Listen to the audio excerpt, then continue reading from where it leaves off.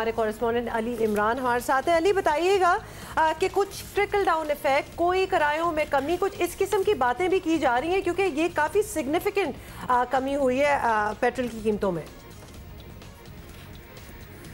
जी बिल्कुल, किरायों में कमी की आप बात कर रही हैं तो जो सिंध में इंटरसिटी चोरे छुपे जो बसेस चल रही हैं, एसी बसेस चल रही हैं, उनमें किया जा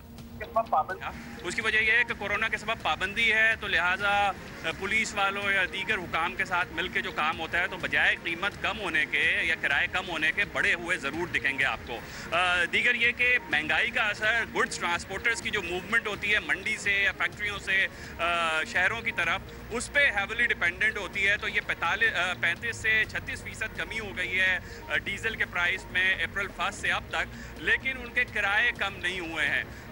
और इस पे यकीनन कोई चेक एंड बैलेंस भी नहीं है। हालांकि किराए इसलिए भी कम होने चाहिए थे क्योंकि काम कम है, तो जब काम कम होता है तो उसको लेने के लिए प्रॉफिट कम। ये है कि हम ड्राइवर्स को पैसे दे रहे हैं, तनख्वाहें दे रहे हैं, लिहाजा हम कम नहीं कर सकते। अजीब गरीब की मतलब है। फिर इंटरनेशनल प्राइस बहुत ज़्यादा कम हुए हैं, मुख्तलिफ कमोडिटीज़ के कम हुए हैं, दालों की कीमतों में 30% तक कमी हुई है। ईटेबल ऑयल की जो कीमत है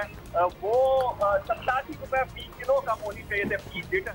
किलो कम होनी चाहिए थे फी लीटर। जो इंटरनेशनल प्राइसेस $723 पर टन से पाम ऑयल के कम होकर $464 पर टन हुए हैं। इसका इम्पैक्ट फी किलो एडिबल ऑयल पे, खाने पीने में जो तेल इस्तेमाल होता है उस पर 87 रुपये कभी की सूरत में आना चाहिए था, लेकिन ना इस सिलसिले में कोई चेक एंड बैलेंस है। प्राइम मिनिस्टर ने ऐलान किया था 2 मई को कि चीफ सेक्रेटरीज अमल करवाएं कि ये तो बड़ी अलार्मिंग सूरत हाल है, क्योंकि इससे पहले, लॉकडाउन से पहले, हमें याद है अली इमरान, हमने इस पर बात भी की थी चंद महीनों में किस तरह से जो कुकिंग ऑयल है इसकी कीमतों में कई गुना इजाफा कर दिया गया था। एक जो बड़ा कनस्तर है अगर वो 1300 रुपए का आता था वो 2200 पे पहुंच गया था कहीं जाके, तो इस पर भी जाहिर नजरसानी होनी चाहिए। दूसरा, अवाम क्या कहते हैं, उन्हें कुछ फायदा महसूस हो रहा है ये पेट्रोल की कीमतों में कमी का, या नहीं, उन तक नहीं पहुंचा है फायदा?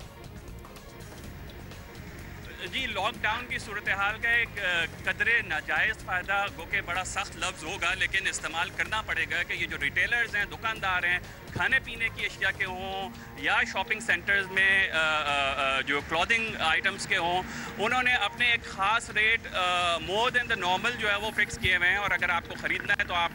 ख़रीदें। लॉकडाउन की सूरत हाल में तो बजाय ये कि जो इंटरनेशनली शिपिंग के प्राइस या मुख्तलिफ कमोडिटीज़ के प्राइस, खुश दूध की आप एग्ज़ाम्पल ले लें, $3400 पर टन से कम होकर $2200 हुआ, लेकिन कोई इम्पैक्ट आपको ऑन द ग्राउंड नज़र नहीं आ रहा। तो होलसेलर्स, रिटेलर्स और किसी हद तक इम्पोर्टर्स, को इम्पोर्टर्स कहते हैं कि हम उसी कीमत में देते हैं, कम कीमत में, लेकिन ये सब मिल के विद द गवर्नमेंट मशीनरीज की इनएक्टिविटी के वो आँख बंद किए हुए ऐसे बैठे हुए हैं जैसे भारत में दुश्मन मुल्क में ये कीमतें बढ़ा के उन्होंने रखी हुई हैं बिजनेसमैन जो इसमें हैं इन्वॉल्व या रिटेलर, तो वो खामोश हैं। प्राइम मिनिस्टर कहता है उसकी कोई बात पे अमल नहीं किया जाता, ट्रिकल डाउन कोई नहीं देखा जाता कि कोई इजलास इसके ऊपर भी हो जाए, बड़े बड़े जो इंपोर्टर्स हैं उन्हें पकड़ा जाए, जो अहम कमोडिटीज है 10-15 कम से कम उसके ऊपर बिल्कुल अली इमरान, बिल्कुल